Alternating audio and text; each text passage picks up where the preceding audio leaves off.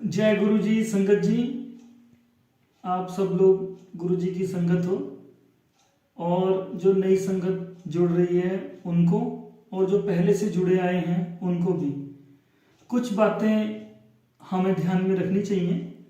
मैं अभी रिसेंटली जितने लोग जुड़ रहे हैं और जितने लोग सत्संग करवा रहे हैं, खासतौर से पिछले 2 या 1.5 साल के अंदर ये बात मैंने बहुत ऑब्जर्व करी है, और स्पेशली इन द हिमाचल, क्योंकि मैं हिमाचल से हूँ, और चंडीगढ़ और आसपास के इलाकों में, और दिल्ली के बाहर कहीं जहाँ पे भी नए लोग गुरु जी का आश्रम बना रहे हैं या मंदिर बना रहे हैं या जो भी चीज़ कर रहे हैं, वो सब लोग गुरु जी के पास आते हैं और मत्था टेकते हैं, लंगर प्रसाद भी लेते हैं और जल प्रसाद भी लेते हैं, लेकिन भावनाएं वो नहीं है।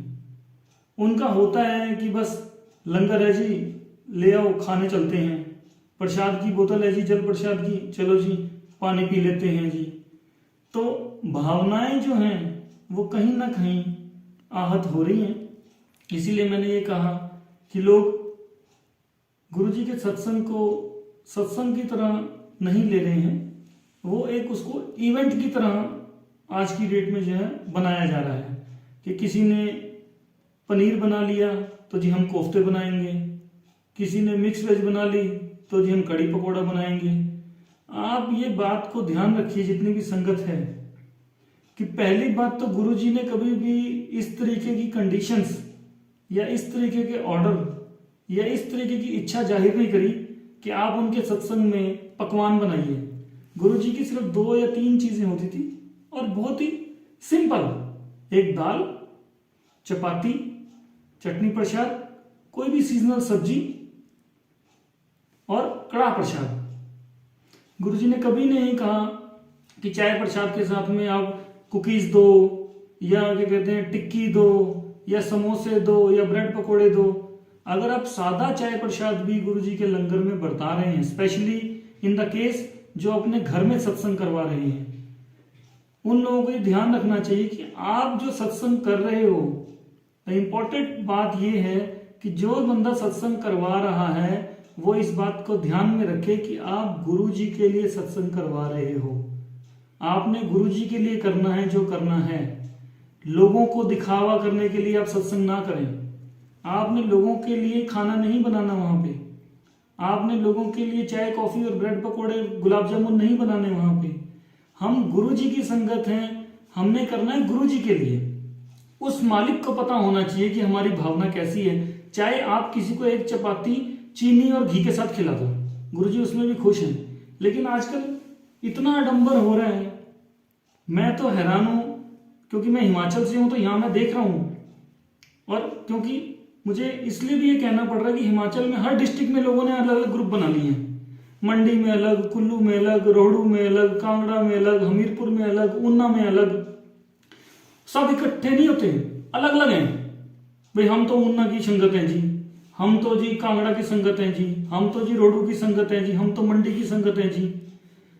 वो ये चीज कहते हैं, वो ये नहीं कहते हम गुरु जी की संगत हैं जी, सारे इकट्ठे हैं। सब अलग अलग चले हुए हैं, और वही इवेंट वाला तरीका, कोई फुलियां बांट रहा है, कोई उसमें काजू बादाम ट्रे में लेके घूम रहा है, कोई खाना इतना एक्स्ट्रा डाल रहा है कि जिसका कोई हद नहीं।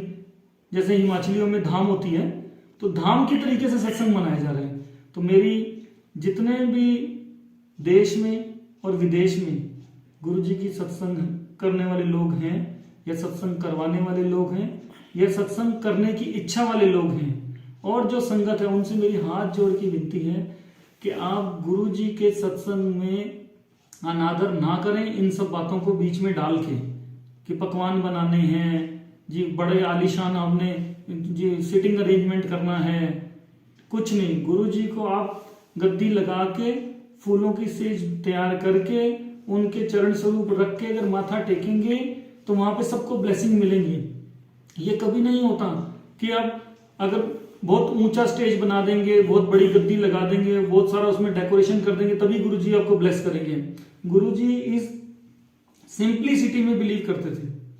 लोग आज की डेट में और भी मैसेज डालना शुरू कर दिए, जी क्या कहते हैं फलाने से जी पेंडल ले लो जी, गले में डालने वाला लॉकेट लेना है तो इससे संपर्क कर लो जी, हाथ में डालने वाले ब्रेसलेट लेने हैं तो इनसे संपर्क कर लो जी, बड़े बड़े लंबे चेन डाल के लोग स्वरूप लगा के घूम रहे हैं। हम भी तो गुरुजी से 15 साल से जुड़े हैं। गुरुजी ने हमारे को इतना ब्लेस किया है कि मतलब हम आपको बता नहीं सकते हैं। लेकिन हमने तो कोई ब्रेसलेट नहीं डाला, कोई गले में गुरुजी कुछ नहीं डाला। गुरुजी ब्लेस करते हैं, उनकी ब्लेसिंग का तरीका है। गुरुजी जहां ब्लेस करते हैं, गुरुजी का मेन होता है लंगर प्रसाद और जल प्रसाद। काइंडली नोट दिस कि गुरुजी की ब्लेसिंग जो है जल प्रसाद और लंगर प्रसाद में, उसका तो आप लोग अनादर करते हो। और ये ब्रेसलेट पहन के और क्या कहते हैं वो अंगूठियां पहन के या दूसरी चीजें कोई और जो भी जिसको बोलते हैं कि डी ऑब्जेक्ट्स, डेकोरेटिव ऑब्जेक्ट्स या ऑर्नामेंट्स, उनसे गुरुजी ब्लेस नहीं करते कभी भी। ये ठीक है कि कोई देता है गुरुजी की ब्लेसिंग आपने रख ली, क्यों? क्योंकि आपने वो डाल लिया ब्रेसलेट हाथ में या आपने चेन डाल ली गले में, आप टॉयलेट जा रहे हो, बाथरूम जा रहे हो, किसी भी ऐसी जगह जा रहे हो जहां स्वच्छता नहीं है, आप उस चीज का ध्यान नहीं रखते, तो अनादर किसका है? गुरुओं का। तो गुरु जी की संगत से मेरी हाथ जोड़ के विनती है दोबारा से कि सत्संग का तरीका सीखिए, सत्संग का तरीका सीखिए। सत्संग में इंटरेक्शन होना चाहिए, डिस्ट्रैक्शन नहीं होना चाहिए। जितने बड़े बड़े इवेंट्स आप लोग करते हो वहां पे लोगों का ध्यान भटकता है, ध्यान लगता नहीं है। तो कोशिश कीजिए कि गुरु जी के सत्संग में वॉल्यूम कंट्रोल में हो, लोग शांति से बैठे और गुरु जी से डायरेक्ट 1-to-1 कनेक्शन होना चाहिए। तब आपके सत्संग का जो अर्थ है वो निकल के आएगा और लोगों को अच्छी ब्लेसिंग्स मिलेंगी। सो मैं ये कहना चाहता था।